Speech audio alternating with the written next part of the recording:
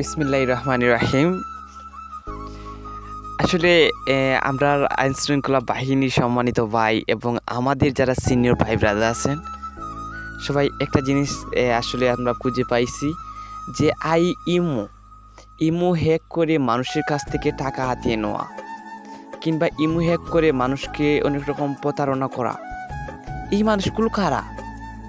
ওই যে সংগঠনটা, এই যে উপরে ছবি দিচ্ছি স্ক্রিনে, ওই যে সংগঠনের লোক, এই রাজু, তুফান, রুবেল, রিফাত, সুজন, তারপর হচ্ছে গিয়া হৃদয়, এই মানুষগুলো, এইগুলো কি একটাকে ধরিয়ে আওতায় নেন, পরবর্তীতে দেখতে পারবেন যে কয়জন ওদের সংগঠন থেকে বের হয়।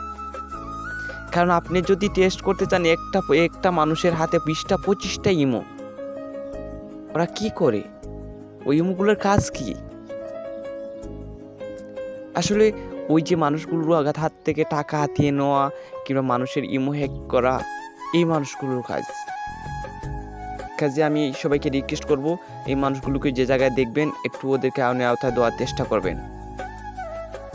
কারণ কত মানুষের সাথে অত্যাচার করছে, কত মানুষের কাছ থেকে টাকা নিচ্ছে, এটা হয়তো আমরা সবাই অবগত হচ্ছি।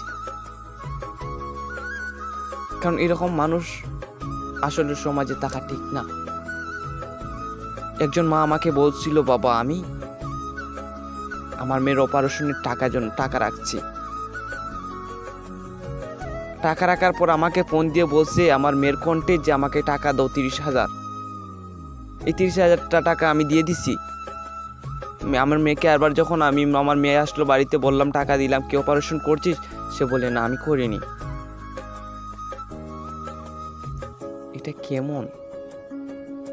এটা কেমন অত্যাচার মানুষের সাথে? একটা মানুষের জীবন নিয়ে খেলা, একটা মানুষকে নানান রকম হয়রানি করা।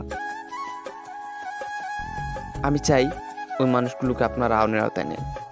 প্লিজ আমাদেরকে সবাই সহযোগিতা করেন, মানুষগুলোকে আইনের আওতায় নিয়ে আমরা ওদেরকে একটু শিক্ষা দিই।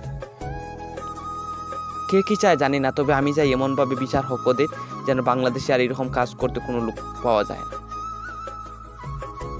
ধন্যবাদ সবাইকে।